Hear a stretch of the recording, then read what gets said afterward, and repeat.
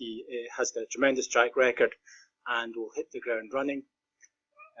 We are really looking forward to what happens next in terms of the development of this great club. So without further ado, I want to hand over to Peter to say one or two words, and then Brendan is in your safe hands.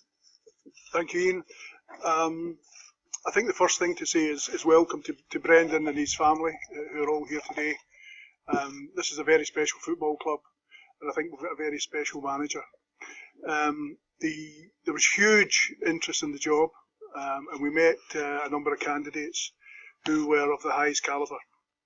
I think I'd like to take the opportunity here just now just to thank them for that. They all were very, very impressive.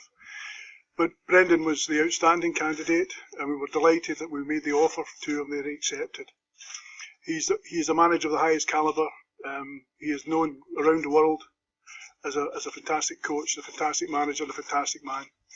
The added value for us is that he has got great affinity and affection for Celtic, which is very, very important when you come and be the leader of this magnificent football club. So I think we've got a very special man, very special manager, and I'm really hopeful that there's special times ahead for Celtic. And we'll just take questions now, if you don't mind. Thank you. Brendan, congratulations. Why was this the place for you to relaunch your managerial career, I suppose? Well, I think when I left, I left a really special club at Liverpool.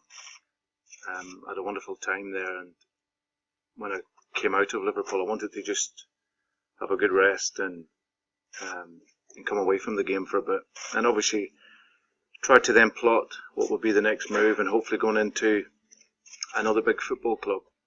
I was fortunate enough to have had opportunities to maybe stay down south and maybe go to the Premier League or go abroad, but whenever Peter rang me after Ronnie had announced that he was deciding to leave at the end of the season, I thought out of respect I would speak to him, and whenever I met with Peter and Dermot, they really sold the club to me, and obviously then my emotional attachment to the football club is obviously very strong and has been for many years.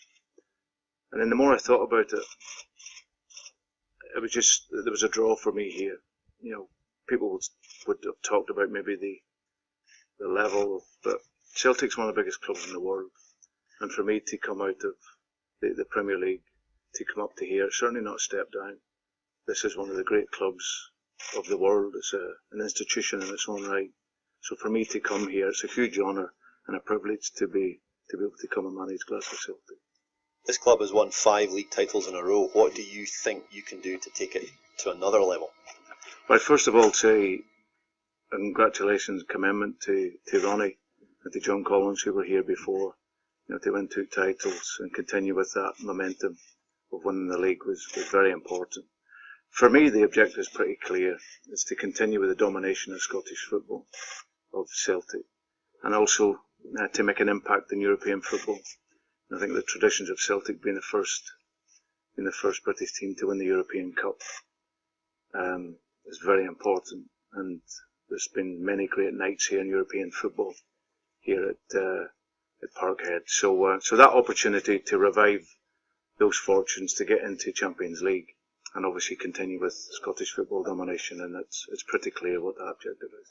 How different a challenge do you view this from the one you faced at Liverpool, especially from a budget point of view? Well, it's pretty clear. The Premier League is the most competitive league in the world, and but this is Celtic. It's a different market, of course. But I was convinced to come here by Dermot and by Peter to be given every possible chance to create the objectives that we wanted to do, which is again get back into Champions League and continue with the with winning leagues here in Scotland. So I'm pretty comfortable with that. Of course, it's not the same as down south, of course, but that's only natural. You won't have that up here. The game is different, but it's still pressure here, and pressure to win and to continue in the great values of this great club. Brendan, did you have to seek any assurances about the kind of money that would be available to you?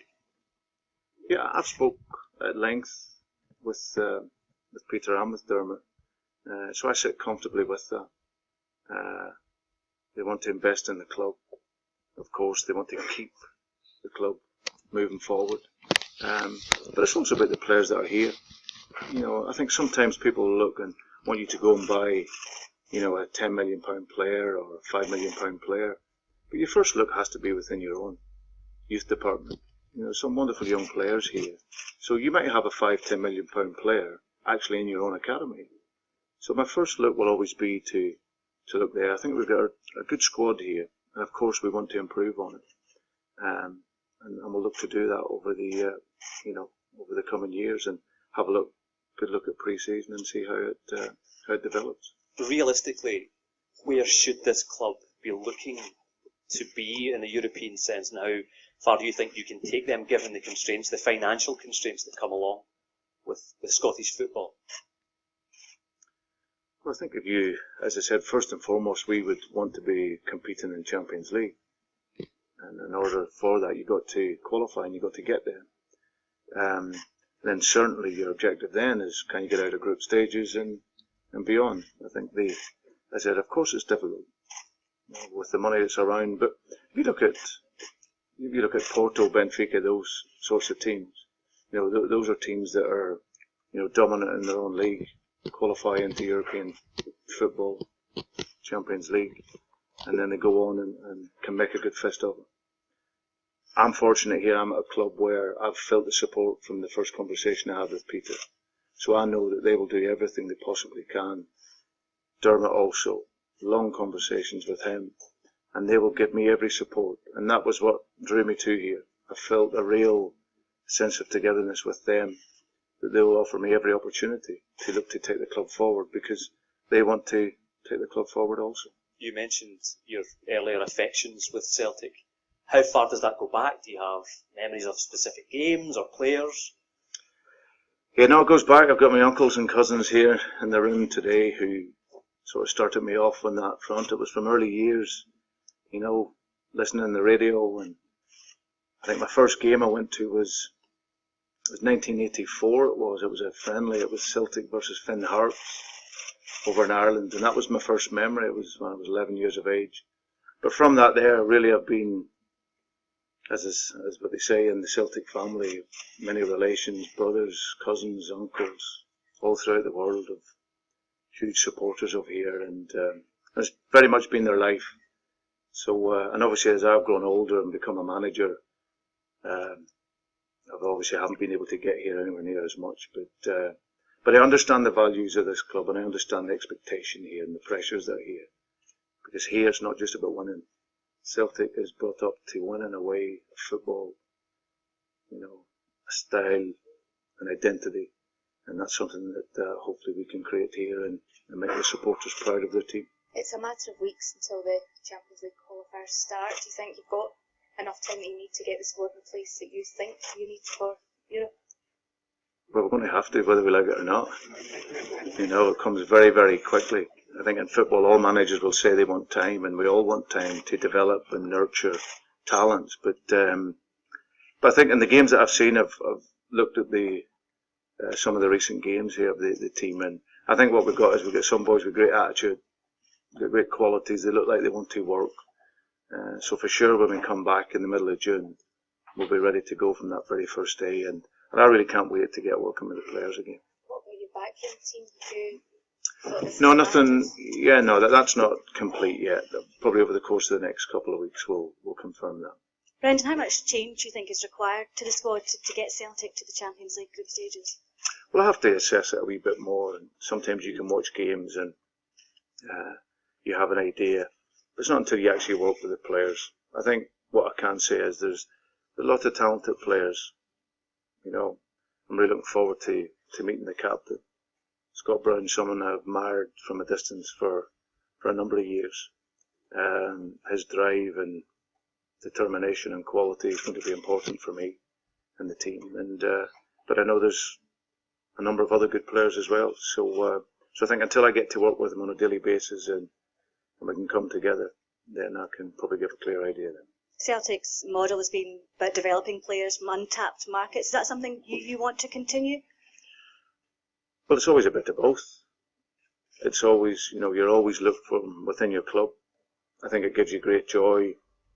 We had it at Liverpool with Raheem Sterling. He was 17 years of age when he broke into the team, and Raheem left as a 49 million pound player.